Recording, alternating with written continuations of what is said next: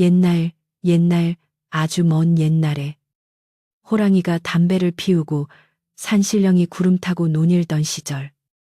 깊은 산골짜기 굽이굽이 돌아 들어가면 사계절 내내 맑은 물이 흐르는 평화로운 마을이 하나 있었습니다. 그 마을은 뒤로는 든든한 산이 병풍처럼 둘러쳐져 있고 앞으로는 너른 들판이 펼쳐져 있어 겉으로 보기에는 근심 걱정 하나 없을 것 같은 풍요로운 곳이었는데 마을 어귀에 들어서면 유독 기와가 높고 담장이 으리으리한 집 한 채가 사람들의 눈길을 사로잡곤 했습니다. 그 집은 마을에서 제일 가는 부자라는 최참판댁이었는데 곡식이 넘쳐나는 곡간을 가지고 있으면서도 그 집 대문 앞을 지나는 사람들은 왠지 모를 서늘한 기운에 옷깃을 여미며 발걸음을 재촉하곤 했으니 참으로 기이한 일이 아닐 수 없었습니다. 이 최참판댁에는 안주인으로 불리는 최씨 부인이 살고 있었는데 그녀는 성정이 어찌나 표독스럽고 욕심이 많은지 마을 사람들 사이에서는 바늘로 찔러도 피 한 방울 안 나올 사람이라며 혀를 내두를 정도였습니다. 최씨 부인은 젊은 시절 남편을 여의고 홀로 아들을 키우며 집안을 일으킨 여장부였으나 재물을 모으는 재미에만 빠져 인심을 잃은 지 오래였고 무엇보다 며느리를 대하는 태도가 혹독하기로 유명하여 동네 아낙네들이 우물가에 모이면 을에 그녀의 며느리 이야기를 하며 안타까움에 한숨을 쉬곤 했습니다. 그 집의 며느리는 연화라는 이름을 가진 여인이었는데 이름처럼 곱고 심성이 착하여 법 없이도 살 사람이라는 칭찬이 자자했으나 시어머니의 기세에 눌려 숨소리 한 번 크게 내지 못하고 그림자처럼 살아가는 처지였습니다. 연화가 최참판댁으로 시집 온 지는 이제 막 3년이 지나고 있었는데 그녀의 하루는 동이 트기도 전인 새벽녘 닭이 울기 훨씬 전부터 시작되어 온 집안이 잠든 깊은 밤이 되어서야 끝이 났습니다. 그녀는 매일 새벽 차가운 우물물을 길어 올리며 하루를 열었고 살을 내는 듯한 겨울바람이 불어오는 날에도 언 손을 호호 불어가며 부엌 아궁이 앞에 앉아 식구들의 아침밥을 지어야 했습니다. 연화의 친정은 본래 뼈대 있는 가문이었으나 가세가 기울어 혼수를 넉넉히 해오지 못했는데 최씨 부인은 그것을 빌미 삼아 며느리를 종부리듯 부려먹으면서도 툭하면 타박을 주어 연화의 가슴에는 시퍼런 멍이 들지 않은 날이 없었습니다. 어느 늦가을 서리가 하얗게 내린 아침, 연화는 여느 때와 다름없이 부엌에서 아침상을 차리고 있었는데 갓 지은 하얀 쌀밥에서 모락모락 피어오르는 김이 부엌을 가득 채우고 있었습니다. 그녀는 시어머니가 드실 밥은 유독 정성을 들여 뜸을 들이고 가장 좋은 쌀알만을 골라 담았으며 국도 식지 않도록 아랫목에 묻어두었다가 상을 차리는 등 지극한 정성을 쏟았습니다. 그러나 안방에서 기침 소리가 들리고 최씨 부인이 문을 열고 나오면 연화의 심장은 마치 죄인이라도 된 것처럼 쿵쿵 뛰기 시작했고 오늘은 또 무슨 트집을 잡아 호통을 치실까 하는 두려움에 고개를 푹 숙인 채 무난 인사를 올려야만 했습니다. 최씨 부인은 며느리가 차려온 아침상을 받자마자 숟가락을 들기도 전에 눈매를 매섭게 치켜뜨며 국그릇을 노려보았는데 국이 조금 식었다거나 밥알이 너무 되다는 둥 말도 안 되는 핑계를 대기 일쑤였습니다.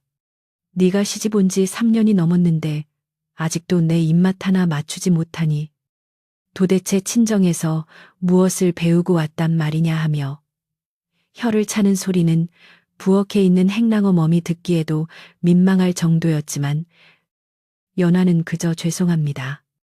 어머니, 다음부터는 더 주의하겠습니다라고 작은 목소리로 대답할 뿐이었습니다.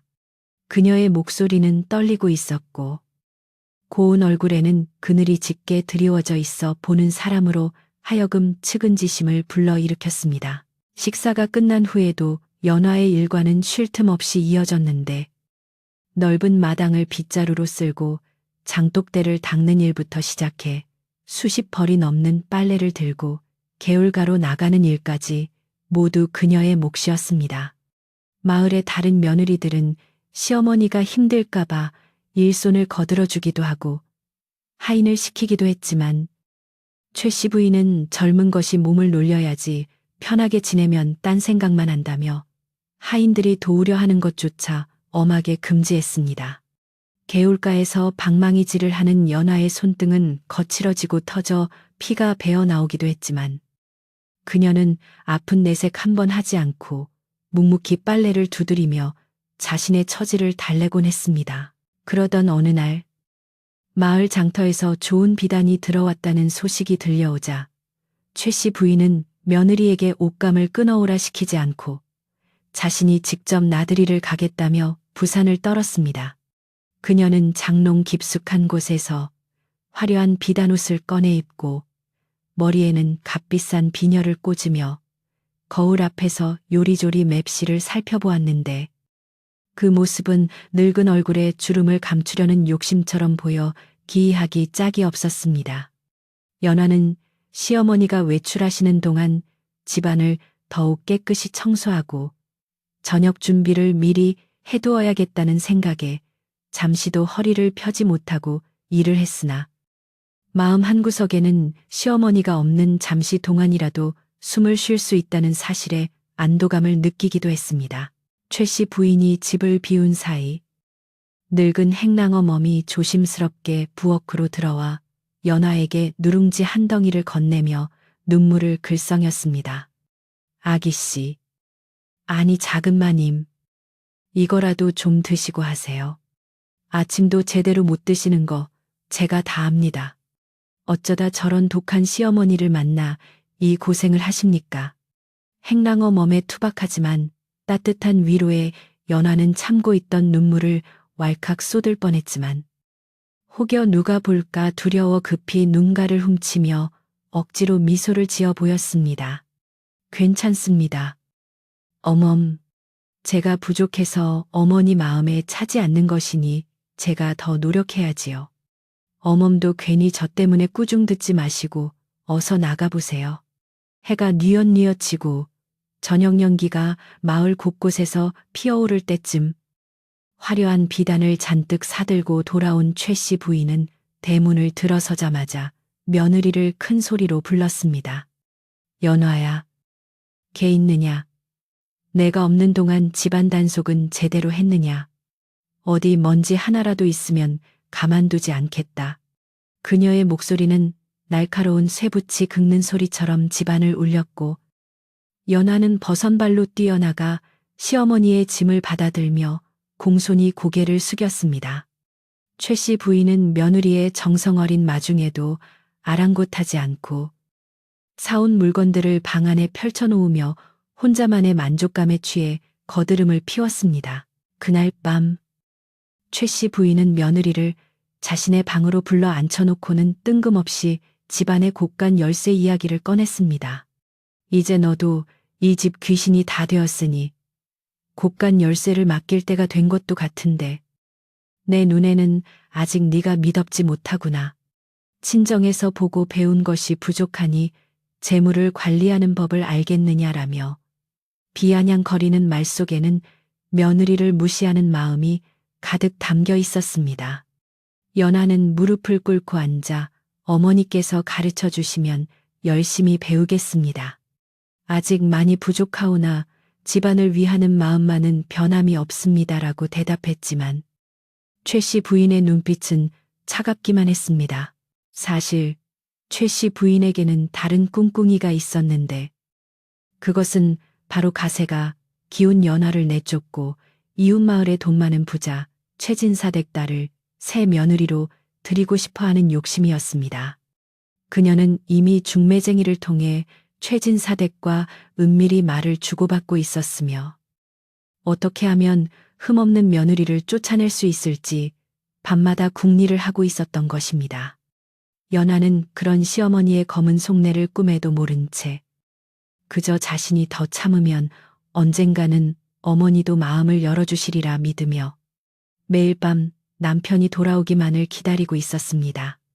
연화의 남편은 한양으로 과거 공부를 하러 떠난 지 오래되어 집안 사정을 전혀 알지 못했고 연화는 외딴 섬처럼 고립되어 있었습니다. 겨울이 깊어지면서 날씨는 더욱 매서워졌고 최 참판댁의 마당에는 앙상한 나뭇가지만이 바람에 흔들리며 을씨년스러운 소리를 내었습니다. 연화는 밤늦게까지 호롱불 아래서 시어머니의 버선을 깁고 있었는데 바늘에 찔린 손가락 끝이 아려왔지만 멈출 수가 없었습니다. 시어머니는 기름이 아깝다며 불을 끄라고 성화를 부릴 것이 뻔했기에 연화는 이불을 뒤집어 쓰고 희미한 달빛에 의지해 바느질을 이어가야 했습니다. 창호지 문 밖으로 들려오는 바람 소리는 마치 누군가 우는 소리처럼 들려 연화의 마음을 더욱 쓸쓸하게 만들었고 그녀는 문득 고향에 계신 부모님 생각에 가슴이 미어지는 듯 했습니다.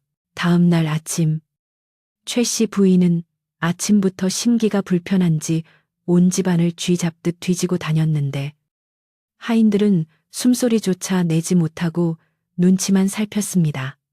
그녀는 며느리의 방을 기웃거리며 먼지가 쌓였다느니 문풍지가 떨어졌다느니 하며 사소한 트집을 잡아 호통을 쳤습니다. 양반집 며느리가 이리 게을러서야 어디다 쓰겠느냐. 내가 죽으면 이 집안 꼴이 아주 볼만하겠다. 그녀의 목소리는 담장을 넘어 골목길까지 퍼져나갔고 지나가던 마을 사람들은 혀를 차며 저 집 며느리는 전생에 무슨 죄를 지어 저런 시어머니를 만났을 거라며 수군거렸습니다. 그러나 아무도 대놓고 최 씨 부인에게 바른 말을 할 수 있는 사람은 없었습니다.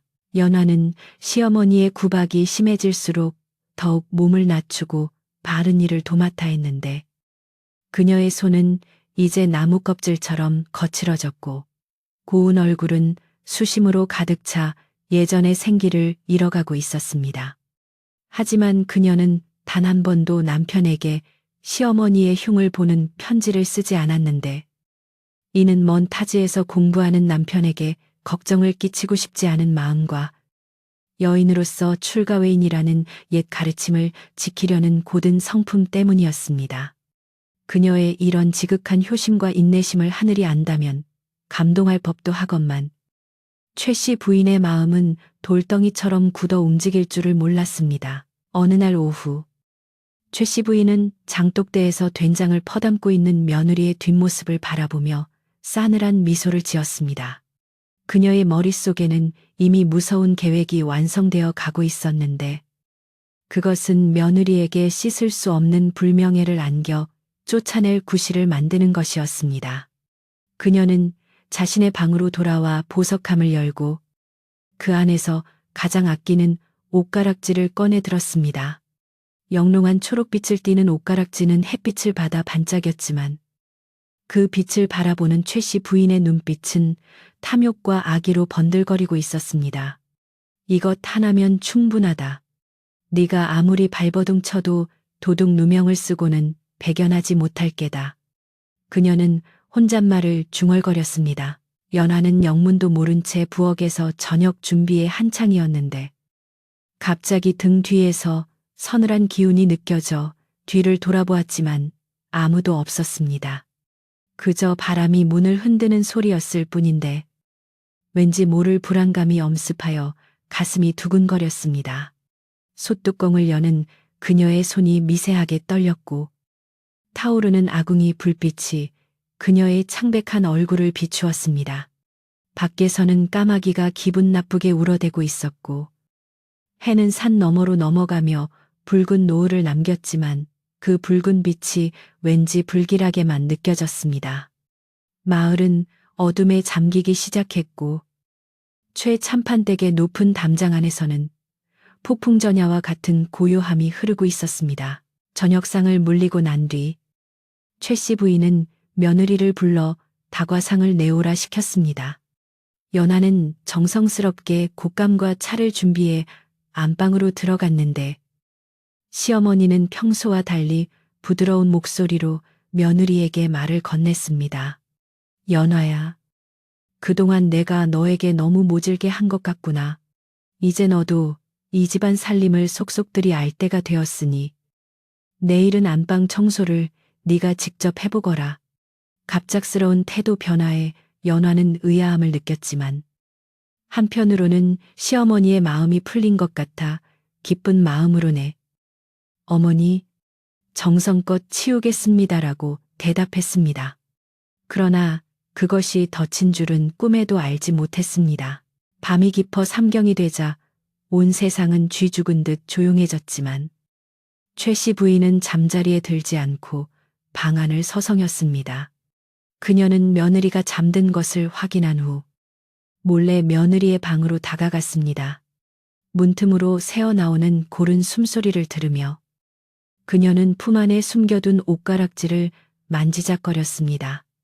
달빛에 비친 그녀의 그림자가 문창호지에 괴기스럽게 드리워졌고 잠시 후 문이 소리 없이 열리며 검은 그림자가 방 안으로 스며들었습니다. 연화의 반제꼬리함은 방 한구석에 놓여 있었는데 최 씨 부인은 재빠르게 그 뚜껑을 열고 가락지를 깊숙이 찔러 넣었습니다. 심장이 쿵쿵 뛰었지만 며느리를 내쫓겠다는 일념 하나로 손은 망설임이 없었습니다. 다음 날 아침이 밝아오자마자 집안은 묘한 긴장감에 휩싸였습니다. 최 씨 부인은 아침 일찍부터 비명을 지르며 안방 문을 박차고 나왔습니다. 아이고, 이게 무슨 병고란 말이냐, 내 옷가락지가 없어졌다. 귀신이 고칼 노르시로구나. 그녀의 고함 소리에 하인들은 마당으로 뛰쳐나왔고 부엌에 있던 연화도 놀란 얼굴로 달려왔습니다. 어머니, 무슨 일이십니까? 가락지가 없어지다니요. 연화가 묻자 최 씨 부인은 며느리를 무섭게 노려보며 소리쳤습니다. 어젯밤까지만 해도 분명히 여기 두었는데 감쪽같이 사라졌구나. 이 집안에 도둑이 든 것이 분명하다. 집안은 순식간에 아수라장이 되었고 최 씨 부인은 하인들을 시켜 온 집안을 샅샅이 뒤지게 했습니다. 마당의 항아리부터 하인들의 방까지 모조리 뒤집어 엎었지만 가락지는 나오지 않았습니다. 연화는 불안한 마음에 어쩔 줄을 몰라하며 시어머니 곁을 지키고 서 있었는데 최 씨 부인의 시선이 서서히 연화에게로 향했습니다. 등잔 밑이 어둡다더니 설마 네가 내 눈을 속이고 손버릇을 부린 것은 아니겠지. 시어머니의 서슬퍼런 의심에 연화는 얼굴이 하얗게 질리며 손사래를 쳤습니다. 어머니, 당치 않습니다. 제가 어찌 감히 그런 짓을 하겠습니까? 억울합니다. 하지만 최 씨 부인은 듣지 않았습니다. 네가 아니면 이 집안에 들어올 사람이 누가 있느냐. 어제 내가 청소를 맡기지 않았더냐. 썩 네 방을 뒤져봐야겠다. 라며 막무가내로 며느리의 방으로 향했습니다. 연화는 눈물을 흘리며 시어머니의 옷자락을 붙잡고 매달렸지만 최 씨 부인은 매정하게 뿌리치고 며느리의 방문을 거칠게 열어젖혔습니다. 하인들도 숨을 죽이고 그 광경을 지켜보고 있었고 연화는 억울함과 공포에 온몸을 떨고 있었습니다. 시어머니의 손이 반쪽고리함으로 향하는 순간 연화의 심장은 멈출 것만 같았습니다. 최 씨 부인은 보란듯이 반짝고리함을 거꾸로 쏟아부었고 실타래와 바늘들이 바닥에 흩어지는 사이로 영롱한 초록빛 옷가락지가 딸랑 소리를 내며 떨어져 굴러갔습니다. 그 순간 정적이 흘렀고 모든 시선이 그 옷가락지에 꽂혔습니다. 연화는 자신의 눈을 의심하며 이건 말도 안 됩니다. 저는 정말 모르는 일입니다. 라고 비명을 질렀지만 최 씨 부인의 입가에는 비릿한 미소가 스쳐 지나갔습니다. 이래도 아니라고 발뺌할 테냐. 내 눈으로 똑똑히 보았다. 네가 감히 시어머니의 패물을 탐내다니. 이런 천하의 몹쓸 년을 보았나. 최 씨 부인은 며느리의 머리채를 휘어잡았고 연화는 바닥에 내동댕 잊혀졌습니다. 억울한 누명은 무거운 족쇄가 되어 연화의 발목을 잡았고 그녀가 지난 3년 동안 흘린 피땀 어린 노력은 순식간에 물거품이 되어 사라질 위기에 처했습니다. 하늘도 무심하시지. 밖에서는 때마침 천둥이 치며 굵은 빗방울이 후두둑 떨어지기 시작했고 연화의 통곡 소리는 빗소리에 묻혀 공허하게 흩어졌습니다. 이것은 곧 닥쳐올 거대한 비극의 서막이었으며 착한 며느리가 겪어야 할 고난의 시작이었습니다. 마을 사람들의 입에 오르내릴 이 기막힌 이야기는 이제 막 그 첫 번째 매듭을 짓고 있었습니다. 하늘이 무너지고 땅이 꺼진다는 말이 바로 이런 상황을 두고 하는 말이었을 것입니다. 옷가락지가 방바닥을 구르는 청아한 소리는 연화의 귀에는 마치 자신의 목숨을 끊어놓는 사형 선고처럼 들렸고 그 자리에 있던 하인들조차 너무나 놀라 숨소리조차 내지 못하고 얼어붙어 버렸습니다. 최 씨 부인은 기다렸다는 듯이 회심의 미소를 지으며 옆에 놓여있던 다듬이 방망이를 집어들었는데 그 눈빛에는 사람으로서는 차마 품을 수 없는 도끼가 서려 있어 보는 이들의 오금을 저리게 만들었습니다. 연화는 본능적으로 몸을 움츠리며 두 손을 모아 빌었지만 시어머니의 분노는 이미 둑 터진 강물처럼 걷잡을 수 없이 터져 나오고 있었습니다. 2년 내 그동안 너를 눈여겨보았거늘 기어이 본색을 드러내는구나. 양반 가문에서 자랐다더니 도둑질을 배워온 게냐. 시어머니의 고함 소리는 천둥처럼 방안을 울렸습니다.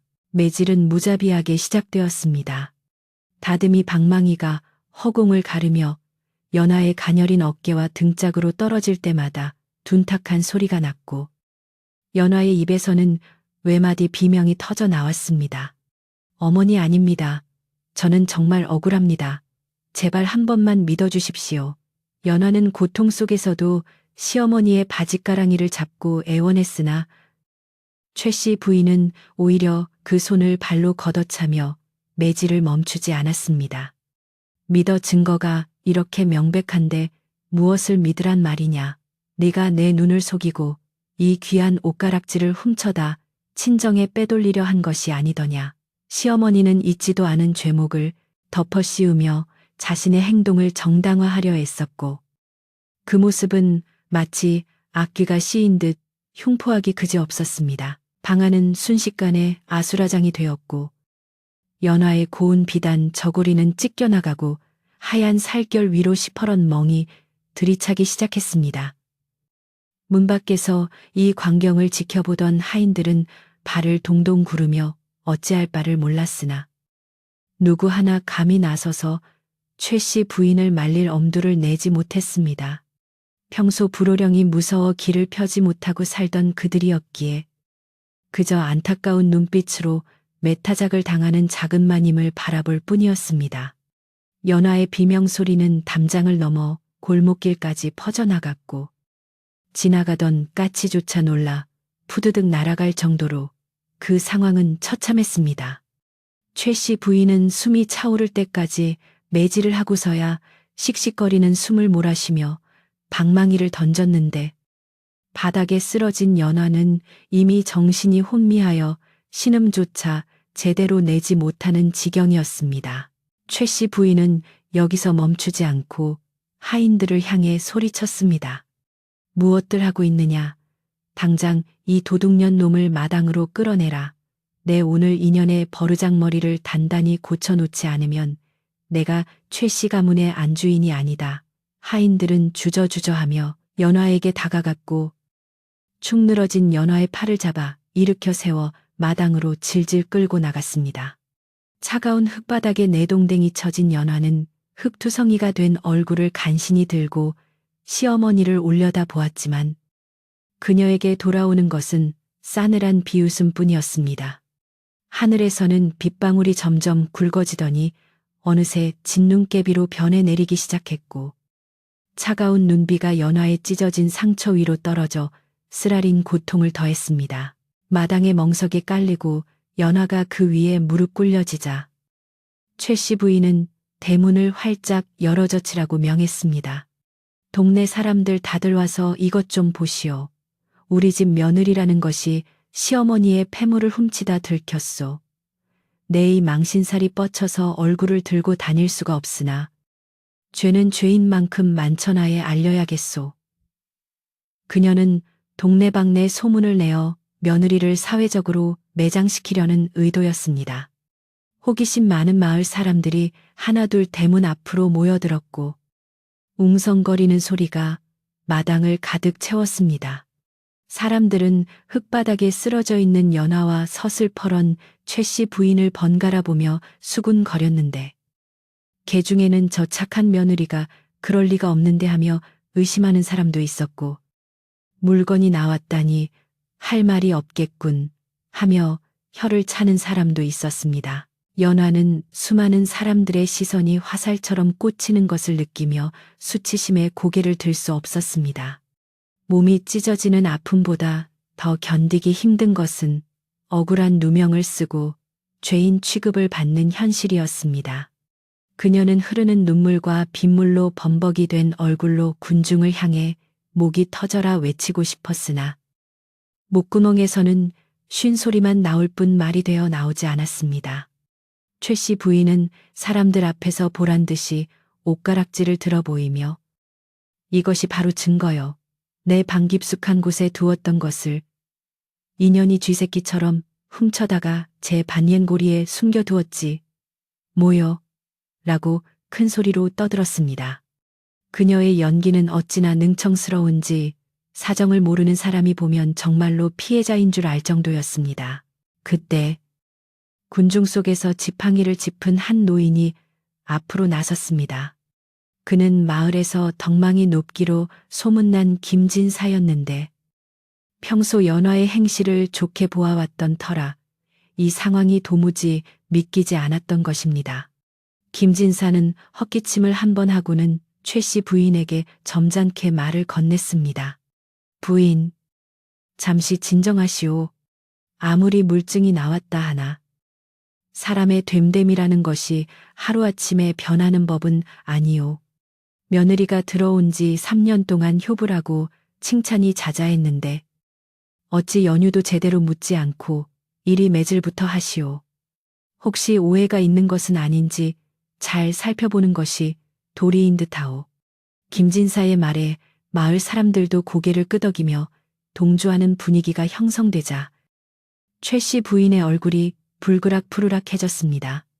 그녀는 자신의 계획에 회방을 놓는 김진사가 밉살스러웠지만 체면상 대놓고 욕을 할 수는 없어 비꼬는 말투로 대꾸했습니다.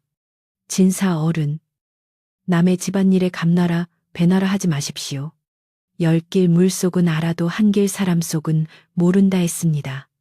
겉으로는 얌전한 고양이처럼 굴면서 속으로는 딴주머니를 차고 있었던 것을 어찌 남들이 알겠습니까?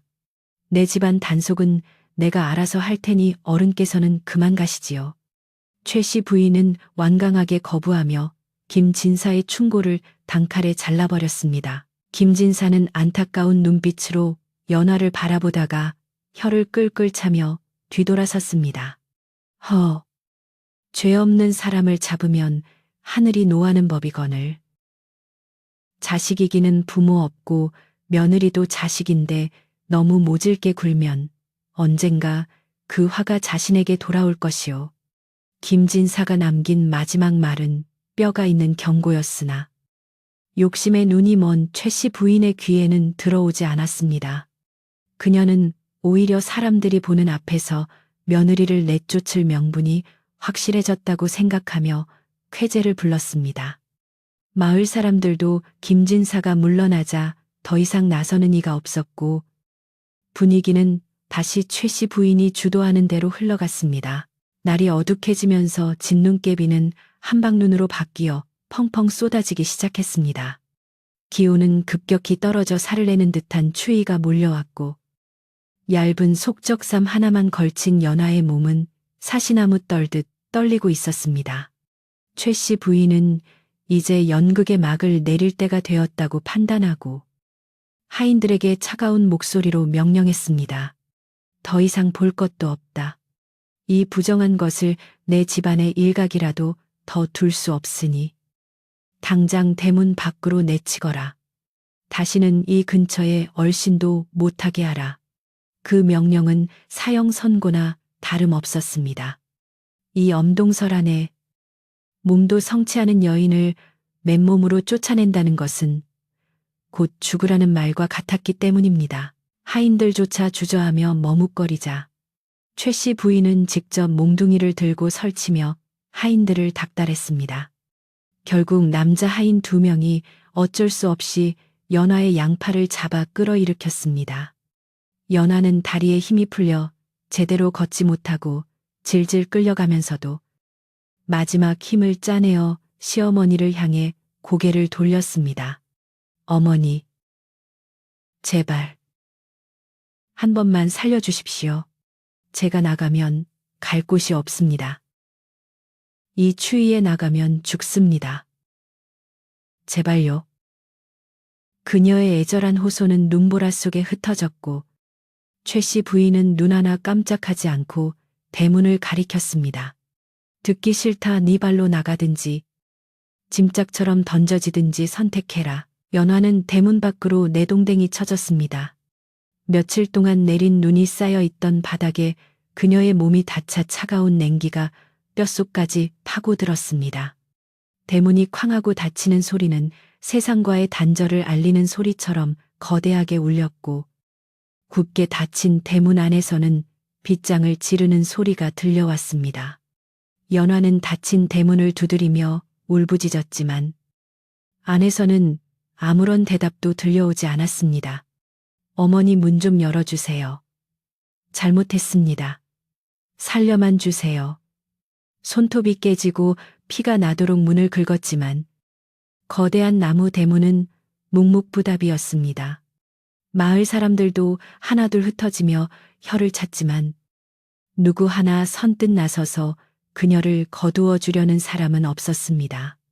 최참판댁의 위세가 두렵기도 했거니와 혹시라도 도둑 누명을 쓴 사람을 도왔다가 화를 입을까 두려웠기 때문입니다. 한참을 그렇게 대문 앞에서 울던 연화는 기력이 다해 쓰러져 있었습니다. 눈은 계속 내려 그녀의 몸을 하얗게 덮어가고 있었고 의식은 점차 희미해져 갔습니다. 이대로 잠들면 다시는 깨어나지 못할 것이라는 것을 알면서도 고통스러운 현실보다는 차라리 영원한 잠이 달콤하게 느껴질 지경이었습니다.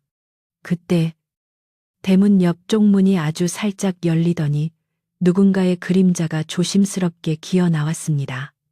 바로 부엌일을 하던 늙은 행랑어 멈이었습니다.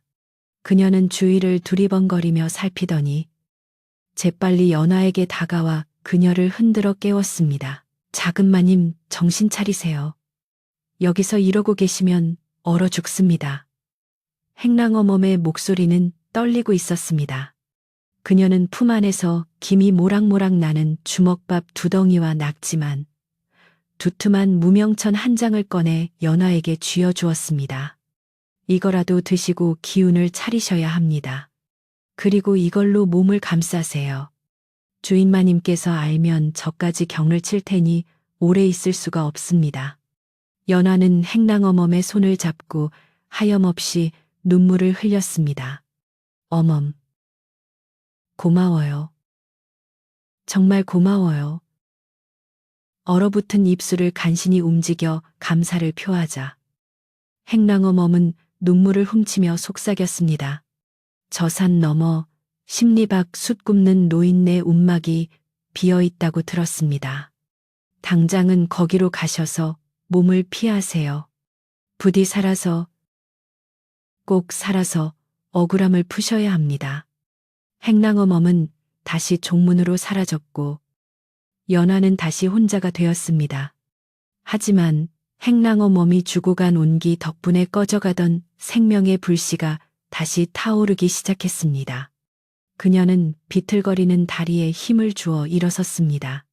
억울해서라도 이대로 죽을 수는 없다는 오기가 생겼습니다.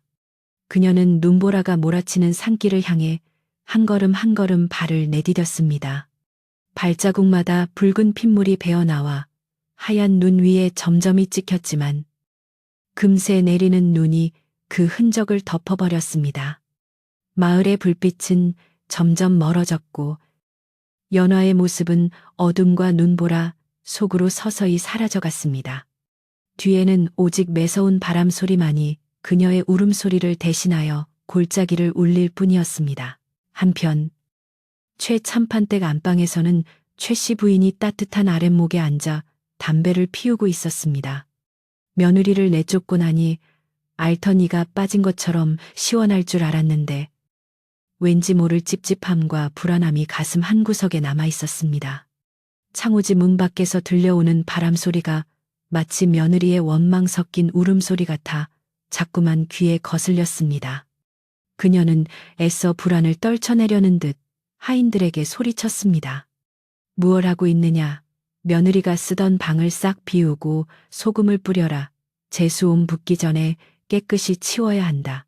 하인들은 서둘러 연화의 짐을 정리했지만 그들의 표정은 어둡기만 했습니다. 집안은 다시 고요해졌지만 그 고요함은 평화가 아니라 침묵의 압력이었습니다. 최 씨 부인은 며느리가 남기고 간 반골이 함을 노려보다가 캔마루 밑으로 던져버렸습니다. 이제야 속이 시원하구나. 내일 날이 밝는 대로 최진사 댁에 통혼을 넣어야겠다. 새 사람이 들어오면 이 칙칙한 집안 분위기도 바뀌겠지. 그녀는 스스로를 위로하며 잠을 청했지만 그날 밤 꿈자리에는 하얀 소복을 입은 여인이 나타나 피를 흘리며 그녀를 노려보는 악몽이 찾아왔습니다. 최 씨 부인은 식은땀을 흘리며 깨어났고 밖에는 여전히 눈보라가 미친 듯이 몰아치고 있었습니다. 이렇게 최참판댁의 며느리 연하는 억울한 누명을 쓰고 죽음의 문턱에서 쫓겨나고 말았습니다. 마을 사람들 사이에서는 며느리가 쫓겨나던 날 밤 귀신곡하는 소리가 들렸다는 소문이 돌기 시작했고 최참판댁은 부자이기는 하나 인심을 잃고 귀기가 서린 집이라며 사람들이 기피하는 곳이 되어갔습니다. 그러나 아무도 몰랐습니다. 그 모진 눈보라, 속을 뚫고 살아남은 한 여인이 품은 한이 얼마나 깊고 차가운지를, 그리고 그 한이 훗날 어떤 모습으로 다시 이 마을을 찾아올지를 말입니다. 시간은 흐르고 계절은 바뀌겠지만 묻어둔 진실은 썩지 않고 땅속에서 조용히 싹을 틔울 준비를 하고 있었습니다. 밤은 깊어 삼경이 지났고 마을의 모든 불빛이 꺼진 가운데 최참판댁의 높은 담장 위로 부엉이 한 마리가 날아와 앉아 구슬프게 울었습니다.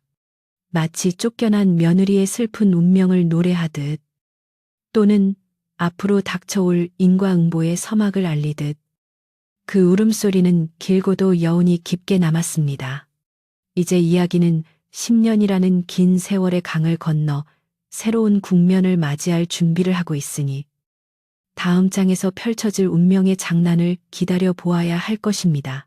10년이라는 세월은 흐르는 물과 같아서 어느덧 강산이 변하고 마을의 풍경도 예전과는 사뭇 다른 모습으로 바뀌어 있었습니다. 그동안 산천초목은 10번이나 옷을 갈아입었고 마을 어귀에 서 있던 작은 느티나무는 이제 제법 굵은 그늘을 들이우는 거목이 되어 지나는 이들의 쉼터가 되어주고 있었습니다. 그러나 계절이 오고 가는 순환 속에서도 변하지 않은 것이 있었으니 바로 최참판댁을 감싸고 있는 칙칙하고 음산한 기운과 그 안주인인 최 씨 부인의 표독스러운 성정이었습니다. 오히려 세월의 무게가 더해져 그녀의 고집은 옹이처럼 단단해졌고 집안의 담장은 이끼가 끼어 더욱 높고 차갑게만 느껴졌습니다. 마을 사람들은 여전히 그 집 앞을 지날 때면 발소리를 죽였고 아이들조차 그 근처에서는 울음을 그칠 정도로 최참판댁은 마을의 외딴 섬처럼 고립되어 있었습니다. 최참판댁의 가세는 겉보기에는 여전히 으리으리해 보였으나 속을 들여다보면 예전만 못한 것이 분명했습니다. 10년 전 며느리 연하를 매몰차게 내쫓은 후 최 씨 부인은 바라던 대로 최진사 댁과 혼담을 추진하려 했으나 하늘이 노했는지 혼담은 번번이 깨지고 말았습니다. 흉흉한 소문이 꼬리에 꼬리를 물고 퍼져나간 탓에 인근 고을의 내로라 하는 집안에서는 아무도 그 집에 딸을 보내려 하지 않았기 때문입니다. 결국 새 며느리를 들이겠다는 최 씨 부인의 야망은 물거품이 되었고, 아들은 과거에 계속 낙방하다가 우라병을 얻어 방 안에 틀어박혀 지내는 신세가 되고 말았습니다.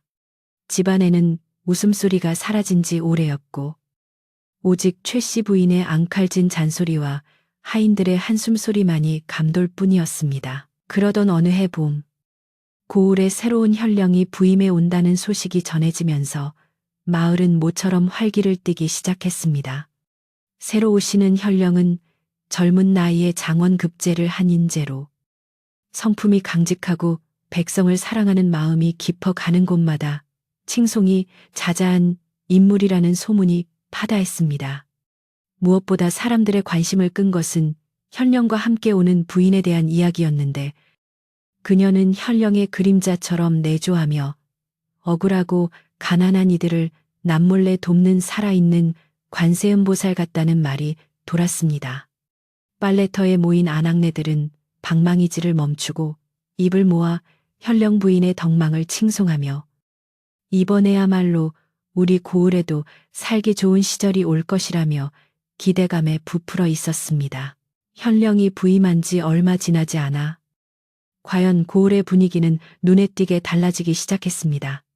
억울하게 옥살이를 하던 사람들이 풀려나고 탐관오리들이 줄줄이 파면을 당하며 정의가 바로 서는 모습이 보였습니다. 또한 관아의 문턱이 낮아져 백성들이 억울한 일이 있으면 언제든지 찾아가 호소할 수 있게 되었고, 현령은 그들의 이야기를 귀담아 듣고 명쾌한 판결을 내려주었습니다. 하지만 마을 사람들 사이에서 더욱 화제가 된 것은 현령 부인의 기이한 행보였습니다. 그녀는 좀처럼 얼굴을 드러내지 않았지만 밤이면 수행원 한두 명만을 대동하고 가난한 집들을 찾아다니며 쌀과 약을 나눠준다는 목격담이 심심찮게 들려왔습니다. 어느 날 장터에서 국밥을 팔던 주모가 목소리를 낮추며 손님들에게 속닥거렸습니다. 내 어제 저녁에 우연히 현령 부인의 가마가 지나가는 것을 보았는데, 바람에 휘날리는 가리개 사이로 얼핏 본 그 얼굴이 어찌나 낯이 익던지 모르겠어. 꼭 10년 전 그 집에서 쫓겨난 며느리랑 닮은 것도 같고, 아니면 내가 헛것을 본 것인지. 주모의 말에 사람들은 설마하며 고개를 저었지만, 그 이야기는 마치 민들레 홀씨처럼 바람을 타고 마을 곳곳으로 퍼져나갔습니다. 죽은 사람이 살아 돌아왔을 리는 만무하고 그저 닮은 사람일 것이라. 치부하면서도 사람들의 마음 한구석에는 묘한 호기심과 긴장감이 싹트기 시작했습니다. 이 소식은 당연히 최 참판댁의 높은 담장을 넘어 최 씨 부인의 귀에도 들어갔습니다. 처음에 그녀는 세상에 닮은 사람은 널리고 널렸지. 그녀는 이미 10년 전에 얼어 죽었거나 어디 가서 빌어먹고 있을 게 뻔한데 감히 어디다 갖다 대느냐며 코웃음을 쳤습니다. 하지만 밤이 되어 잠자리에 누우면 천장에서 10년 전 며느리가 울부짖던 환청이 들리는 듯하여 뒤척이는 날이 많아졌습니다. 그녀는 늙어서 기력이 쇠한 탓이라 여기며 보약을 다려 먹었지만 가슴을 짓누르는 불안감은 약으로도 다스릴 수 없는 마음의 병이 되어가고 있었습니다. 그럼에도 불구하고 그녀의 탐욕과 자만심은 여전하여 자신이 여전히 이 고을 최고의 어른이라는 착각 속에 빠져 살았습니다. 초여름에 싱그러운 바람이 불어오던 어느 날, 관아에서 방이 하나 붙었습니다. 현령 부인이 고을에 덕망 있는 어르신들과 부인들을 모시고 경로 잔치를 열겠다는 내용이었습니다. 특히 이번 잔치에는 고을의 유지 부인들을 모두 초청하여 음식을 대접하고 효와 예에 대한 이야기를 나누고 싶다는 뜻이 담겨 있었습니다. 최 씨 부인은 이 소식을 듣자마자 눈을 번쩍 뜨며 이것이야말로 자신의 건재함을 과시할 수 있는 절호의 기회라고 생각했습니다. 내가 빠지면 잔치가 아니지. 이 고을에서 내 집안만큼 뼈대 있고 재물 많은 집이 어디 있더냐. 현령 부인도 내 위세를 무시하지는 못할 게다. 최 씨 부인은 하인들을 불러 모아 잔치에 입고 갈 옷을 준비하라고 호들갑을 떨었습니다. 장롱 깊숙이 넣어두었던 최고급 비단옷을 꺼내고 10년 동안 고이 모셔두었던 각종 폐물들을 꺼내어 닦게 했습니다. 그녀는 거울 앞에 앉아 주름진 얼굴에 분을 바르고 숱이 적어진 머리에 가채를 올리며 요란을 떨었습니다. 이 비녀는 너무 수수하다. 저기 있는 금비녀를 가져오너라. 아니, 저 옥놀이개가 더 낫겠구나. 그녀의 변덕의 하인들은 진땀을 흘리며 이리 뛰고 저리 뛰었지만 그녀는 만족할 줄을 몰랐습니다. 그녀의 마음속에는 현령 부인에게 잘 보이고 싶은 마음보다는 자신이 돋보여야 한다는 경쟁심이 더 크게 자리 잡고 있었기 때문입니다. 잔치날이 다가올수록 최 씨 부인은 왠지 모를 초조함에 시달렸습니다. 분명 좋은 일로 가는 것인데도 가슴이 두근거리고 식은땀이 흐르는 증상이 나타났습니다. 어느 날은 꿈속에서 잃어버렸던 옷가락지가 거대하게 변해 자신을 짓누르는 악몽을 꾸기도 했습니다. 잠에서 깨어난 그녀는 헐떡거리는 숨을 몰아쉬며 이게 다 늙어서 주책이지. 별일 없을 게다라며 스스로를 달랬지만 불길한 예감은 끈적한 거미줄처럼 그녀의 온몸을 감싸고 있었습니다. 하지만 그녀는 이런 불길한 징조들을 애써 무시하며 오직 화려한 옷과 보석으로 자신의 불안을 감추려 들었습니다. 잔치 전날 밤, 최 씨 부인은 잠을 이루지 못하고 촛불 아래서 패물함을 뒤적거리고 있었습니다. 그러다 문득 한바닥에 깔려있던 낡은 붉은색 비단 주머니 하나가 눈에 들어왔습니다. 그것은 10년 전 며느리 연화가 시집 올 때 가져왔던 것이었는데 최 씨 부인이 볼품없다며 구석에 처박아 두었던 물건이었습니다. 그녀는 홀린 듯이 주머니를 열어보았는데 그 안에는 연화가 친정 어머니에게 물려받았다는 은가락지 한 쌍이 들어 있었습니다. 순간 싸늘한 바람이 방 안을 스치고 지나가며 촛불이 심하게 흔들렸고 최 씨 부인은 소스라치게 놀라 주머니를 떨어뜨렸습니다. 에이, 재수없게 이게 왜 여기 있어? 그녀는 주머니를 발로 차버렸지만 찜찜한 기분은 쉽게 사라지지 않았습니다. 드디어 잔칫날 아침이 밝았습니다. 하늘은 구름 한 점 없이 맑고 푸르렀지만 최 씨 부인의 집 마당에는 까마귀들이 날아와 시끄럽게 울어댔습니다. 하인들이 돌을 던져 쫓아내려 했지만 까마귀들은 지붕 위에 앉아 끈질기게 울어대며 불길한 기운을 더했습니다. 최 씨 부인은 아침부터 새소리가 요란한 걸 보니 좋은 일이 있으려나 보다라며 애써 태연한 척 해석하려 들었지만 그녀의 손은 미세하게 떨리고 있었습니다. 그녀는 가장 아끼는 보라색 비단 치마에 금박이 박힌 저고리를 입고 열 손가락에는 굵은 가락지들을 끼워 불을 과시했습니다. 가마꾼들이 대령하고 최 씨 부인이 가마에 오르려는데 갑자기 신발끈이 뚝 끊어지는 일이 발생했습니다. 주변에 있던 하인들이 숨을 들이켰고 최 씨 부인의 얼굴도 순간적으로 굳어졌습니다.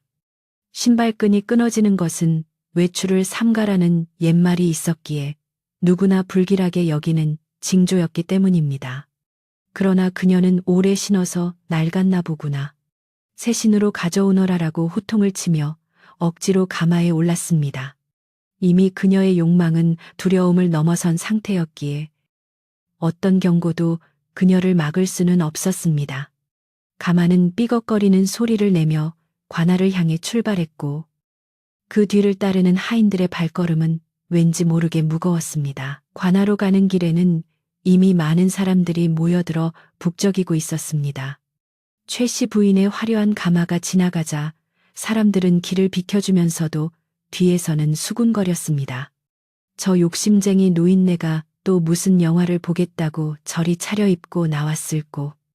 10년 전 며느리 쫓아낼 때랑 옷차림이 비슷하네 그려.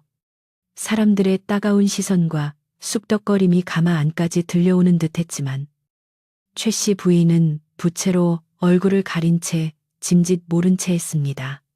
그녀는 마음속으로 두고 봐라. 오늘 현령 부인과 친분을 쌓고 나면 너희 같은 것들은 감히 내 눈도 못 쳐다볼 것이다라며 이를 갈았습니다. 관아 입구에 도착하자 이미 도착한 다른 고을 부인들이 마중을 나와 있었습니다. 최 씨 부인은 가마에서 내려 거만하게 인사를 받았지만 그녀의 눈은 쉴 새 없이 현령 부인의 모습을 찾고 있었습니다. 관아 마당에는 형형색색의 차일이 쳐져 있고 맛있는 음식 냄새가 진동을 하며 풍악 소리가 울려 퍼지고 있었습니다. 잔치 분위기는 무르익어 있었지만 상석인 현령 부인의 자리는 아직 비어 있었습니다. 안내를 맡은 관리가 큰 목소리로 외쳤습니다. 곧 현령 부인께서 입장을 하실 테니 모두 자리에 앉아 정숙해 주시기 바랍니다. 최 씨 부인은 안내받은 자리에 앉았는데 공교롭게도 가장 상석에 가까운 자리였습니다. 그녀는 속으로 쾌재를 부르며 역시 현령 부인이 사람 보는 눈이 있구나. 나를 상석에 앉히다니라고 생각했습니다. 하지만 그녀는 알지 못했습니다. 그 자리가 영광의 자리가 아니라 심판을 받기에 가장 적당한 자리라는 것을 말입니다. 주변의 다른 부인들은 묘한 눈빛으로 최 씨 부인을 쳐다보았지만 그녀는 그 시선을 부러움으로 착각하고 어깨를 으쓱거렸습니다. 잠시 후 안채 쪽 문이 열리며 화려한 의복을 입은 현령 부인이 시녀들의 호의를 받으며 천천히 걸어 나오기 시작했습니다. 현령 부인의 등장은 좌중을 압도했습니다. 그녀는 고운 비단옷을 입고 얼굴에는 얇은 가리개를 쓰고 있었지만 그 기품과 위엄은 숨길 수가 없었습니다. 걸음걸이 하나하나에 기품이 서려 있었고 주변의 공기마저 차분하게 가라앉히는 힘이 있었습니다. 최 씨 부인은 호기심 어린 눈으로 현령 부인을 뚫어지게 쳐다보았습니다. 도대체 어떤 여인이기에 이토록 소문이 무성하단 말인가. 현령 부인이 자리에 앉자 모든 사람들이 숨을 죽이고 그녀의 입을 주목했습니다. 부인은 천천히 가리개를 벗어 옆에 있던 시녀에게 건넸습니다. 가리개가 벗겨지고 현령 부인의 얼굴이 드러나는 순간 잔치 마당에는 일순간 정적이 흘렀습니다. 세월의 흐름 속에 성숙해졌지만 여전히 맑고 고운 그 얼굴은 10년 전 최참판 댁에서 쫓겨난 며느리 연화의 모습 그대로였습니다. 아니, 예전에 주눅든 모습은 온데간데 없고 눈빛에는 총기가 서려 있고 인매는 단호해 보이는 훨씬 더 강인하고 아름다운 여인의 모습이었습니다. 최 씨 부인은 자신의 눈을 의심하며 입을 딱 벌렸습니다. 손에 들고 있던 부채가 툭 하고 바닥으로 떨어졌지만 그녀는 그것을 주울 생각조차 하지 못했습니다. 현령 부인은 좌중을 천천히 둘러보더니 시선이 최 씨 부인에게 머물렀습니다. 그 눈빛은 차가우면서도 깊은 슬픔을 담고 있었는데 최 씨 부인은 마치 얼음물통을 뒤집어 쓴 것처럼 온몸이 굳어버렸습니다. 현령 부인은 조용하지만 울림 있는 목소리로 입을 열었습니다. 귀한 분들을 모시고 이런 자리를 갖게 되어 영광입니다. 오늘 제가 여러분을 모신 이유는 단순히 음식을 나누기 위함이 아닙니다. 이 고을에 전해 내려오는, 아니, 제가 겪었던 아주 오래된 이야기를 하나 들려드리고자 합니다. 그녀의 목소리는 부드러웠으나 그 속에 담긴 힘은 칼날처럼 예리했습니다. 최 씨 부인의 심장은 미친 듯이 뛰기 시작했습니다. 설마 하는 생각이 머릿속을 맴돌며 현기증이 일었습니다. 도망치고 싶었지만 다리가 말을 듣지 않아 일어설 수가 없었습니다. 주변의 다른 부인들도 현령 부인과 최 씨 부인을 번갈아 쳐다보며 무언가 심상치 않은 일이 벌어지고 있음을 직감했습니다. 바람이 비하니 불어와 차일이 펄럭이는 소리가 마치 북소리처럼 크게 들렸고 최 씨 부인의 등줄기에는 식은땀이 비오듯 흘러내렸습니다. 이제 막 시작된 현령 부인의 이야기는 10년 동안 묻혀있던 진실의 뚜껑을 여는 열쇠가 되어 최 씨 부인의 숨통을 조여오기 시작했습니다. 현령 부인. 아니 연하는 찻잔을 들어 입술을 축이고는 옛날 이야기를 하듯 말을 이어갔습니다. 옛날 어느 마을에 아주 춥고 눈이 많이 내리던 날 밤 쫓겨난 한 여인이 있었습니다. 그 첫 마디가 나오는 순간 최 씨 부인의 얼굴은 백지장처럼 하얗게 질려버렸습니다. 그녀는 덜덜 떨리는 손으로 찻잔을 집으려 했으나 찻잔은 요란한 소리를 내며 엎어졌고 붉은 차가 하얀 식탁보 위로 핏물처럼 번져나갔습니다. 이것은 단순한 실수가 아니라 다가올 파국을 알리는 명백한 신호였습니다. 잔치 마당의 분위기는 순식간에 살얼음판처럼 차갑게 변했고 모든 이목은 새파랗게 질린 최 씨 부인의 얼굴에 집중되었습니다. 붉은 차가 하얀 무명 식탁보 위로 번져나가는 모습은 마치 10년 전 그날 밤 하얀 눈 위에 뿌려졌던 연화의 피눈물처럼 선명하고도 섬뜩하게 최 씨 부인의 시야를 가득 채웠습니다. 관아의 넓은 마당에는 숨막히는 정적이 흘렀고 수백 개의 눈동자가 오직 두 여인. 상석에 앉아 차가운 눈빛을 보내는 현령 부인과 찻잔을 엎지르고 사시나무 떨듯 떨고 있는 최 씨 부인에게로 쏠렸습니다. 바람조차 숨을 죽인 듯 깃발이 축 늘어졌고 멀리서 들려오던 풍악 소리도 어느새 뚝 그쳐 마당에는 긴장감이 감도는 고요만이 남았습니다. 최 씨 부인은 입술이 바짝바짝 마르고 심장이 터질 듯이 뛰었지만 꼼짝도 할 수 없는 공포에 사로잡혀 그저 멍하니 붉은 얼룩만을 바라볼 뿐이었습니다. 연화는 천천히 자리에서 일어나 좌중을 둘러보며 다시 입을 열었는데 그녀의 목소리는 높지 않았으나 마당 구석구석까지 또렷하게 파고들었습니다. 그날 밤도 오늘처럼 바람이 불고 추웠지요. 가진 것 없이 시집온 며느리가 미워. 시어머니는 자신의 옷가락질을 며느리의 반제꼬리함에 숨기고 도둑 누명을 씌웠습니다. 연화의 이야기가 구체적으로 흘러나오자 자리에 앉아있던 다른 부인들은 어머, 세상에 하며 입을 가리고 수군거리기 시작했습니다. 그 이야기는 마을 사람들 사이에서 소문으로만 떠돌던 최참판댁의 이야기와 토시 하나 틀리지 않고 똑같았기에 사람들의 의심은 점차 확신으로 변해가고 있었습니다. 최 씨 부인은 식은땀이 비오듯 흘러내려 화장이 얼룩지고 화려하게 치장한 비단 옷이 땀에 젖어 몸에 휘감기는 불쾌함을 느꼈습니다.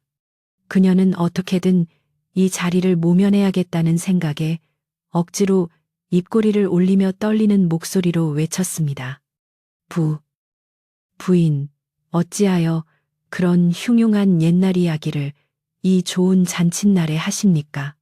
그저 한간에 떠도는 낭설일 뿐입니다. 저와는 상관없는 일입니다. 그녀는 손사래를 치며 부인하려 했지만 그녀의 목소리는 너무나 가늘고 힘이 없어서 허공에 흩어질 뿐 누구에게도 닿지 못했습니다. 오히려 그녀의 과도한 반응이 사람들의 의심을 더욱 부채질할 뿐이었습니다. 연화는 최 씨 부인의 변명에 싸늘한 미소를 지으며 천천히 단 아래로 내려왔습니다. 그녀가 한 걸음씩 다가올 때마다 최 씨 부인은 보이지 않는 압박감에 뒷걸음질 치고 싶었으나 의자에 몸이 묶인 듯 움직일 수 없었습니다. 연화는 최 씨 부인의 코앞까지 다가와 멈춰섰고 두 여인의 눈이 정면으로 마주쳤습니다. 연화의 눈동자 속에는 지난 10년간 겪었던 고통과 슬픔, 그리고 그것을 이겨낸 강인함이 서려 있어 최 씨 부인은 감히 그 눈을 똑바로 쳐다볼 수 없어 고개를 돌리고 말았습니다. 상관없는 일이라 하셨습니까? 제 얼굴을 똑똑히 보십시오. 정말 저를 모르시겠습니까? 어머니라는 단어가 연화의 입에서 나오는 순간 최 씨 부인은 마치 날카로운 비수에 찔린 듯 단말마의 비명을 지르며 의자에서 주저앉고 말았습니다. 너는 귀신이냐? 사람이냐? 분명 10년 전에 죽었을 터인데 어찌 살아서 내 앞에 나타났느냐? 최 씨 부인은 공포에 질려 헛소리를 내뱉었고 이는 곧 스스로 자신의 죄를 자백하는 꼴이 되었습니다. 주변에 있던 사람들은 경악하며 웅성거렸고 저런 천벌을 받을 노인네를 보았나. 죽은 줄 알았던 며느리가 현령 부인이 되어 돌아왔다니 하며 놀라움을 감추지 못했습니다. 연하는 주저앉은 시어머니를 내려다보며 옷소매를 걷어 올렸습니다. 그녀의 하얀 팔뚝에는 10년 전 다듬이 방망이로 맞아 생긴 흉터가 지워지지 않고 선명하게 남아 있었는데 그것은 그 어떤 증거보다 확실하고 처참한 진실의 기록이었습니다. 이 흉터를 보십시오. 어머니께서 저에게 도둑 누명을 씌우고 모질게 매질하셨던 흔적입니다. 그날 밤 흘린 피는 닦였을지 몰라도 제 몸과 마음에 새겨진 상처는 10년이 지나도 아물지 않았습니다. 연화가 팔을 들어 보이자 구경하던 아낙네들은 안타까움에 탄성을 질렀고 몇몇은 눈물을 훔치기도 했습니다.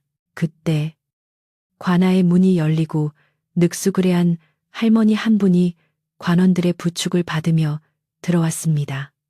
바로 최참판 댁에서 쫓겨난 행랑어 멈이었습니다. 연화는 미리 사람을 보내어 그녀를 모셔왔던 것입니다. 최 씨 부인은 행랑어 멈을 보자마자 얼굴이 흑빛이 되어내 내년이 감히 여기가 어디라고 기어들어 오느냐라고 소리쳤지만 행랑어 멈은 당당하게 고개를 들고 최 씨 부인을 노려보았습니다. 마님, 죄를 지었으면 벌을 받는 것이 세상의 이치입니다. 제가 그날 밤 마님께서 며느리 방에 몰래 들어가시는 것을 똑똑히 보았습니다. 그리고 억울하게 쫓겨난 작은 마님께 주먹밥을 챙겨드린 것도 접니다. 행랑어멈의 증언은 결정적인 한 방이었습니다. 더 이상 빠져나갈 구멍이 없음을 깨달은 최 씨.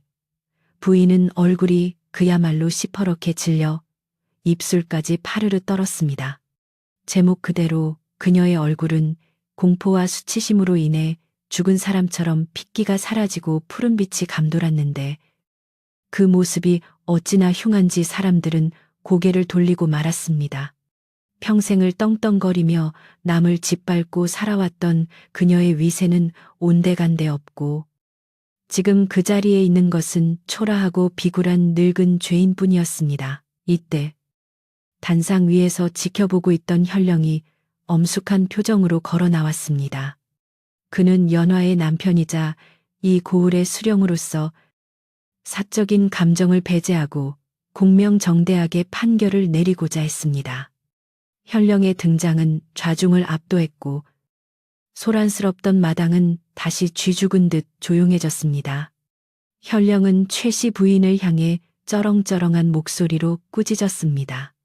최 씨는 듣거라. 며느리 또한 귀한 남의 자식이거늘. 탐욕에 눈이 멀어 무고한 일을 해하고 천륜을 어겼으니 그 죄가 하늘에 닿는다. 네가 쌓은 재물은 남의 눈물로 이루어진 것이요. 네가 누린 영화는 모래성일 뿐이다. 현령의 호통에 최 씨 부인은 바닥에 납작 엎드려 머리를 조아렸습니다. 아이고, 나으리 죽을 죄를 지었습니다. 한 번만 용서해 주십시오. 제가 늙어서 노망이 났나 봅니다. 제발 목숨만은 살려주십시오. 그녀는 체면도 자존심도 모두 버리고 오직 살기 위해 비굴하게 애원했습니다. 하지만 그녀의 애원하는 모습은 오히려 사람들의 공분을 샀을 뿐 동정심을 유발하지는 못했습니다. 마을 사람들은 저 독한 노인네가 이제 와서 비는 꼴 좀 보라지. 인과응보가 따로 없다며 손가락질을 했습니다. 연화는 남편인 현령을 바라보며 고개를 살짝 끄덕였습니다. 그것은 이제 자신이 마무리를 짓겠다는 신호였습니다. 연화는 다시 시어머니 앞으로 다가가 엎드려 있는 그녀의 어깨에 손을 올렸습니다. 최 씨 부인은 며느리의 손길에 소스라치게 놀라 움찔했지만 연화의 손길은 의외로 차분하고 따뜻했습니다. 어머니, 저는 어머니를 관아의 감옥에 가두어 매질을 하거나 고문을 할 생각이 없습니다. 그것은 어머니가 저에게 했던 것과 똑같은 짐승 같은 짓이 되기 때문입니다. 연화의 말에 최 씨 부인은 슬그머니 고개를 들어 며느리의 얼굴을 쳐다보았습니다. 하지만 연화의 목소리가 단호해졌습니다. 오늘 이 자리에서 모든 진실이 밝혀졌으니 어머니는 더 이상 고개를 들고 다니지 못하실 것입니다. 사람들의 손가락질과 경멸, 그리고 스스로의 양심이 어머니를 평생 감옥보다 더 고통스러운 곳에 가둘 것입니다. 가지고 계신 재물은 헐벗고 굶주린 이웃들에게 나누어 속죄하시고 남은 생은 조용히 집안에 머물며 참회하십시오. 그것이 제가 어머니께 드리는 벌이자 마지막 자비입니다. 연화의 판결은 육체적인 고통보다 더 무서운 사회적 사망 선고였습니다. 최 씨 부인은 며느리의 말에 넋이 나간 듯 멍한 표정을 지었습니다. 차라리 곤장을 맞는 것이 낫지. 평생을 사람들의 비웃음 속에서 살아야 한다는 것은 자존심 강한 그녀에게는 견딜 수 없는 치욕이었습니다.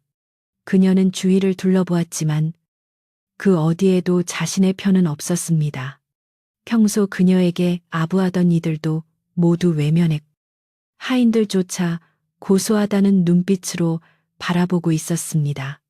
그녀는 그제야 자신이 얼마나 헛된 욕심을 부리며 살아왔는지, 그리고 그 대가가 얼마나 혹독한지를 뼈저리게 깨달았습니다.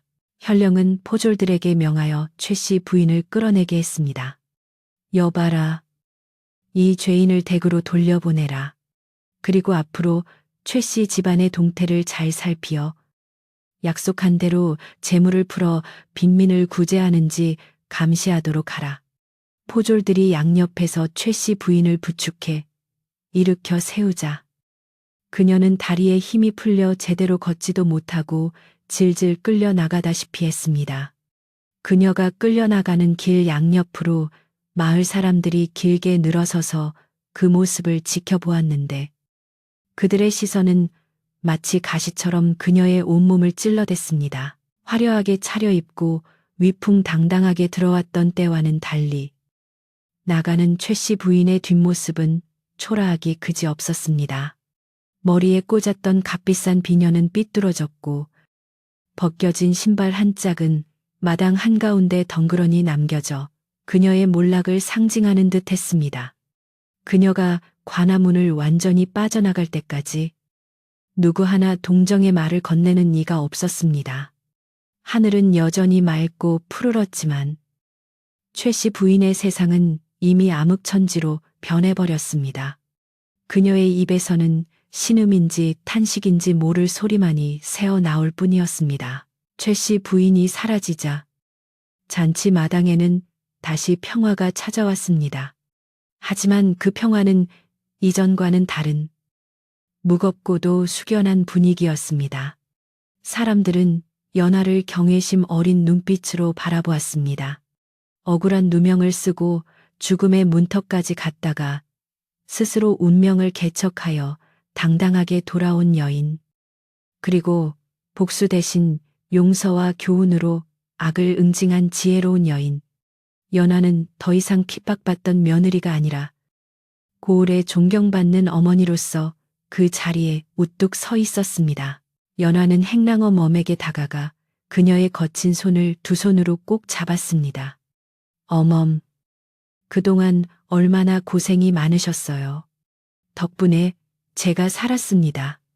이제 저와 함께 관아에서 편안하게 지내세요. 행랑어멈은 감격에 겨워 눈물을 펑펑 쏟으며 연화의 손등에 얼굴을 묻었습니다. 아이고, 작은 마님. 아니 부인 마님.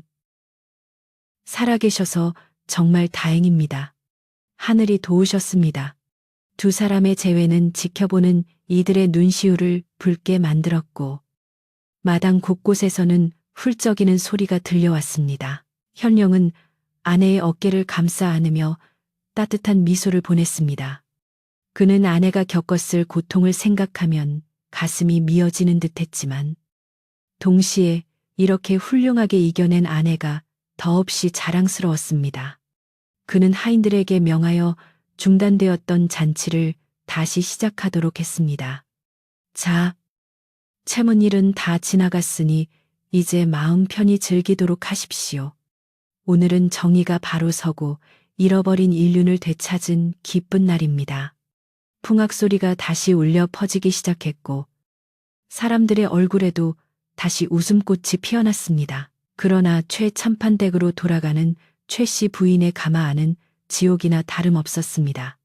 가마꾼들의 발걸음은 무거웠고 가마 안에서 들려오는 최 씨 부인의 흐느낌 소리는 처량했습니다. 집에 도착한 그녀는 하인들의 부축을 거부하고 기어가다시피 안방으로 들어갔습니다. 텅 빈 방. 화려한 가구들이 놓여 있었지만 그것들은 이제 아무런 의미도 없는 껍데기에 불과했습니다. 그녀는 거울 속에 비친 자신의 얼굴을 보았습니다. 핏기 하나 없이 파랗게 질린 늙고 추한 노파의 얼굴이 그곳에 있었습니다. 그녀는 자신이 던져버렸던 며느리의 반짓고리함이 있던 자리를 멍하니 바라보며 10년 전 그날의 선택을 뼈저리게 후회했습니다. 만약 그때 며느리를 따뜻하게 품어주었더라면 지금쯤 손자들의 재롱을 보며 행복한 노년을 보내고 있었을지도 모를 일이었습니다. 하지만 되돌리기에는 너무 늦어버렸습니다.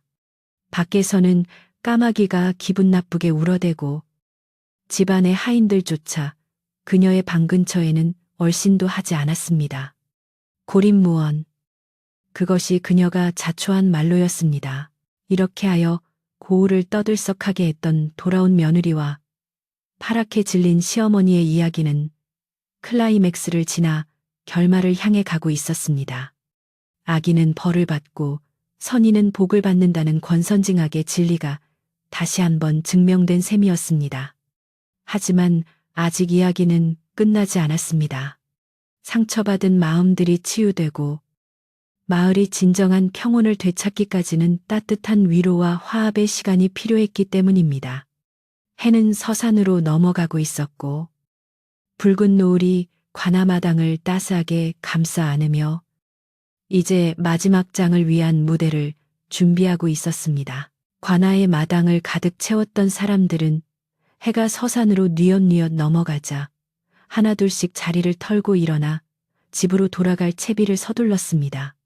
그들의 발걸음은 올 때와는 달리 사뭇 조심스럽고도 무거웠는데 이는 단순히 배가 불러서가 아니라 오늘 목격한 엄청난 사건이 준 교훈이 가슴 깊이 남았기 때문이었습니다. 마을 사람들은 3355 짝을 지어 돌아가며 낮에 있었던 일을 되새김질했고 권선징악의 이치가 결코 옛 이야기 속에만 존재하는 것이 아님을 실감하며 고개를 끄덕였습니다. 붉게 물든 노을은 마을 전체를 따스하게 감싸 안았고 집집마다 피어오르는 저녁 연기는 평화로운 풍경을 만들어내며 격정적이었던 하루를 차분하게 마무리하고 있었습니다. 연화는 관아의 안채로 돌아와 비로소 긴장했던 어깨에 힘을 풀고 깊은 숨을 내쉬었는데 그 숨결 속에는 지난 10년간 가슴속에 응어리져 있던 한과 슬픔이 모두 섞여 빠져나가는 듯 했습니다. 화려한 복수극은 끝이 났지만 그녀의 마음은 승리감보다는 묘한 안도감과 평온함으로 채워지고 있었습니다. 남편인 현령이 다가와 그녀의 손을 따뜻하게 잡으며 수고했소. 부인, 정말 큰 용기를 내었소. 이제 당신의 마음에도 진정한 봄이 오길 바라오라고 위로의 말을 건넸습니다. 연화는 남편의 깊은 눈을 바라보며 말없이 미소를 지었고 그 미소는 예전에 수심 가득했던 얼굴에서는 볼 수 없었던 비온 뒤 갠 하늘처럼 맑고 투명한 것이었습니다. 행랑어 몸은 연화가 마련해준 안채의 따뜻한 방에 앉아 믿기지 않는다는 듯 주위를 두리번거리고 있었는데 그녀의 눈에는 감격의 눈물이 그치지 않고 흘러내렸습니다.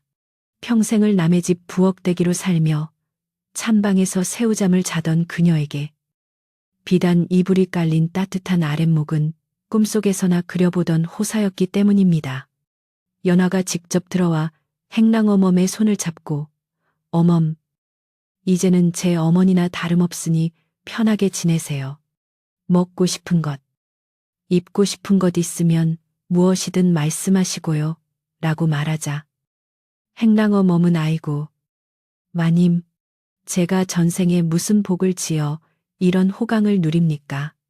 죽어도 여한이 없습니다라며 연화의 품에 안겨 엉엉 울었습니다. 그날 저녁, 관아의 저녁상에는 산의 진미가 가득 차려졌지만 연화는 그 중에서도 행랑어 몸이 좋아하던 구수한 된장찌개와 갓 지은 쌀밥을 가장 먼저 챙겼습니다. 그녀는 10년 전 눈보라 속에서 행랑어 몸이 건네주었던 주먹밥의 맛을 영원히 잊을 수 없었기에 이제는 자신이 따뜻한 밥상으로 그 은혜를 갚고자 했던 것입니다. 두 사람은 겸상을 하고 앉아 도란도란 옛 이야기를 나누었는데 고통스러웠던 과거의 기억조차 이제는 추억이 되어 이야기꽃을 피우는 소재가 되었습니다. 창밖에는 휘영청 밝은 달이 떠올라 두 사람의 그림자를 비추었고 방 안에는 웃음소리가 끊이지 않았으니 참으로 오랜만에 느껴보는 사람 사는 온기였습니다. 한편 최참판댁의 풍경은 관아와는 정반대로 적막강산이 따로 없었는데 대문은 굳게 닫혀 있었고 집안에서는 숨소리조차 들리지 않았습니다. 최 씨 부인은 자신의 방구석에 처박혀 멍하니 허공만 응시하고 있었는데 그녀의 머릿속에는 낮에 며느리가 했던 말들이 윙윙거리는 벌떼처럼 맴돌며 괴롭히고 있었습니다. 평생 감옥보다 더 고통스러운 곳에 갇힐 것이라는 저주는 이미 현실이 되어 그녀를 둘러싼 고요함조차 그녀를 비웃는 듯 느껴졌습니다. 그녀는 목이 말라 물을 찾으려 했으나 밖에서 기척을 죽이고 있는 하인들을 부를 용기조차 나지 않아 마른 침만 꼴깍 삼킬 뿐이었습니다. 다음 날 아침부터 최참판댁 앞에는 진풍경이 벌어졌는데 최 씨 부인의 지시를 받은 하인들이 곳간 문을 활짝 열고 곡식을 짐수레에 실어 나르기 시작했기 때문입니다. 10년 동안 단 한 번도 열리지 않았던 쥐새끼 한 마리 드나들 틈 없이 꽉 닫혀 있던 그 탐욕의 곳간이 드디어 세상 밖으로 속살을 드러낸 것입니다. 마을 사람들은 처음에는 반신반의하며 쭈뼛거렸으나 관아의 포졸들이 나와 질서를 잡고 공평하게 나누어 주자 하나둘씩 모여들어 곡식을 받아갔습니다. 사람들은 곡식을 받아들면서도 기뻐하기보다는 굽지. 진작 좀 베풀고 살지. 늙어서 저게 무슨 꼴이람 하며 혀를 차는 것을 잊지 않았습니다. 최 씨 부인은 문틈으로 그 광경을 내다보며 가슴이 찢어지는 듯한 아픔을 느꼈으나 차마 밖으로 나가지는 못하고 방문을 걸어 잠갔습니다. 자신이 평생 아등바등 모아온 재물이 남의 손에 넘어가는 것을 보는 것은 살점을 떼어내는 것과 같은 고통이었지만 그것이 자신이 살 수 있는 유일한 길임을 알기에 눈물을 머금고 참아야만 했습니다. 그녀는 텅 비어가는 곳간을 보며 인생 무상함을 뼈저리게 느꼈고 그동안 자신이 지켰던 것은 재물이 아니라 썩어 문드러질 욕심 덩어리였음을 뒤늦게 깨닫게 되었습니다. 이제 그녀에게 남은 것은 넓은 기와집과 늙은 육신뿐이었지만 마음만은 예전보다 가벼워진 것 같은 기묘한 느낌을 받기도 했습니다. 시간이 흘러 계절이 바뀌고 가을이 깊어지자 마을의 들판은 황금빛 물결로 출렁거렸고 농부들의 노랫소리가 드높아졌습니다. 현령의 선정 덕분에 세금 부담이 줄어든 백성들은 신명나게 일했고 풍년이 들어 집집마다 곡식이 가득하니 마을에는 웃음이 떠날 날이 없었습니다. 최참판 댁에서 나온 곡식으로 급한 불을 끈 가난한 이들도 다시 일어설 기반을 마련했고, 마을 전체가 활기를 되찾으며 예전의 평화롭고 넉넉한 인심을 회복하게 되었습니다.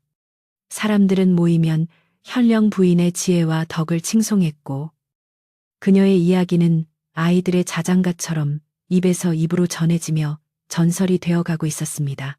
연화는 틈나는 대로 마을을 순찰하며 어려운 이웃을 살폈는데, 그녀가 지나갈 때면 사람들은 하던 일을 멈추고 깊이 허리 숙여 존경을 표했습니다. 그녀는 거칠애를 싫어하여 수행원도 최소한으로 줄이고 수수한 옷차림으로 백성들과 어울리며 그들의 손을 잡아주곤 했습니다. 특히 홀로 사는 노인이나 부모 없는 아이들을 각별히 챙겼는데, 이는 자신이 겪었던 외로움과 고통을 누구보다 잘 알기 때문이었습니다. 그녀의 진심 어린 행보는 얼어붙었던 사람들의 마음을 녹이는 봄햇살과 같았고, 고을 사람들은 그녀를 관세음보살의 현신이라 부르며 따르게 되었습니다. 어느 날 오후, 연화는 수행원들을 물리치고 홀로 옛 시댁인 최참판댁 근처를 산책하게 되었습니다. 높은 담장은 여전했지만 예전에 으스스하던 기운은 많이 사라지고, 담쟁이 넝쿨이 무성하게 자라 세월의 흔적을 보여주고 있었습니다. 대문은 굳게 닫혀 있었지만 안에서 간간히 들려오는 빗을 소리가 사람이 살고 있음을 알려주었습니다. 연화는 잠시 대문 앞에 멈춰 서서 회안에 잠긴 눈빛으로 문고리를 바라보았습니다. 한때는 저 문을 열고 들어가 인정받는 며느리가 되고 싶었던 적도 있었으나, 이제는 모든 것이 덧없는 과거사가 되어버렸습니다. 그때 대문 옆쪽 문이 열리며 늙고 초라한 노파가 작은 바가지를 들고 나왔는데, 바로 최 씨 부인이었습니다. 화려했던 비단 옷은 온데간데 없고, 무명옷을 입은 그녀는 머리카락이 하얗게 새어 있었고, 허리는 굽어 예전에 위풍당당하던 모습은 찾아볼 수 없었습니다. 최 씨 부인은 문 앞에 서 있는 연화를 발견하고 소스라치게 놀라 바가지를 떨어뜨렸지만 도망치지 않고 그 자리에 얼어붙은 듯 서 있었습니다. 두 여인의 시선이 허공에서 다시 얽혔지만 이번에는 예전처럼 날카로운 불꽃이 튀지 않았습니다. 연화의 눈빛은 담담했고 최 씨 부인의 눈빛은 흔들리고 있었습니다. 연화는 조용히 고개를 숙여 예를 표했습니다. 어머니, 그동안 강령하셨습니까? 날씨가 차가워지는데 건강 유의하십시오. 그것은 승리자의 조롱이 아니라 인간으로서의 도리를 다하는 며느리의 마지막 인사였습니다. 최 씨 부인은 며느리의 예상치 못한 인사에 당황하여 입술을 달싹거렸지만 목소리가 나오지 않아 그저 고개만 푹 숙였습니다. 그녀의 눈에서 굵은 눈물방울이 뚝뚝 떨어져 흙바닥을 적셨고, 그것은 100마디 말보다 더 깊은 참회의 표현이었습니다. 연화는 더 이상 아무 말도 하지 않고 뒤를 돌아 천천히 걸음을 옮겼고, 최 씨 부인은 며느리의 뒷모습이 사라질 때까지 멍하니 바라보고 서 있었습니다. 그날 이후 최 씨 부인은 집안에 작은 불당을 차리고 매일 밤 목탁을 두드리며 참회의 기도를 올리기 시작했습니다. 그녀는 남은 재산 중 최소한의 생활비만 남기고 모두 고아원과 양로원에 기부하였고, 스스로 거친 밥을 먹으며 속죄의 나날을 보냈습니다. 마을 사람들은 처음에는 그녀의 행동을 의심했으나 시간이 지날수록 그녀의 진심이 전해지자 점차 비난을 멈추고 그녀를 불쌍히 여기기 시작했습니다. 죄는 미워도 사람은 미워하지 말라는 옛말처럼 마을 사람들은 늙고 병든 그녀를 더 이상 괴롭히지 않았고, 가끔은 담장 너머로 떡이나 과일을 건네주는 이들도 생겨났습니다. 계절은 돌고 돌아 다시 겨울이 찾아왔고 온 세상이 하얀 눈으로 뒤덮였습니다. 10년 전 연화가 쫓겨나던 날처럼 눈이 펑펑 쏟아졌지만 이번 눈은 차갑고 매섭기보다는 포근하고 따뜻하게 세상을 덮어주는 듯했습니다. 관아의 안방에서는 아랫목에 연화와 남편, 그리고 행랑어멈이 둘러앉아 군고구마를 먹으며 웃음꽃을 피우고 있었습니다. 밖에서 들려오는 바람 소리는 더 이상 울음소리가 아니라 겨울밤의 정취를 더해주는 자연의 교향곡처럼 들렸습니다. 연화는 창문을 살짝 열어내리는 눈을 바라보며 이제 이 눈이 녹으면 새싹이 돋아나겠지요. 우리 고을에도, 그리고 저 높은 담장 안에도 진정한 봄이 오기를 바랍니다라고 나직이 속삭였습니다. 현령은 아내의 손을 꼭 잡으며 당신의 넓은 마음 덕분에 모두가 평안을 얻었소. 하늘도 감동하여 우리 고을에 큰 복을 내릴 것이오라고 화답했습니다. 행랑어멈은 흐뭇한 미소로 두 사람을 바라보다가 꾸벅꾸벅 졸기 시작했고 그 모습이 마치 평화로운 그림 한 폭 같았습니다. 방 안 가득 퍼진 고구마 냄새와 따뜻한 온기, 그리고 사랑하는 사람들의 숨결이 어우러져 더할 나위 없는 행복을 만들어내고 있었습니다. 연화는 잠든 행랑어멈에게 이불을 덮어주며 자신의 파란만장했던 지난 날들이 비로소 아름다운 결말을 맺었음을 실감했습니다. 밤은 깊어 삼경이 지나고 마을의 모든 불빛이 하나둘 꺼지며 고요한 잠에 빠져들었습니다. 최참판댁의 불빛도 관아의 불빛도 모두 꺼지고 오직 달빛만이 하얀 눈 위를 비추고 있었습니다. 이제 마을에는 억울하게 쫓겨난 며느리의 원한도 시어머니의 도끼 어린 탐욕도 남아있지 않았습니다. 오직 용서와 화해, 그리고 따뜻한 인간애만이 남아 사람들의 꿈속을 포근하게 감싸 안았습니다. 10년을 돌아 제자리를 찾은 연화의 이야기처럼 꼬인 실타래는 언젠가 풀리고 흐린 물은 언젠가 맑아진다는 믿음이 마을 사람들의 베갯머리에 살포시 내려앉았습니다. 옛 이야기는 여기서 끝이 나지만 그들이 보여준 용서와 사랑의 마음은 오래도록 남아 우리들의 마음을 덮여줄 것입니다. 착한 사람은 복을 받고 죄 지은 사람은 뉘우쳐 새 사람이 된다는 이 평범하지만 소중한 진리를 가슴에 품고 오늘 밤은 아무런 근심 없이 편안한 잠을 청해보는 것은 어떨까요? 바람이 자고 새들도 둥지를 찾아든 이 고요한 밤, 달님도 빙그레 웃으며 여러분의 꿈길을 지켜줄 것입니다.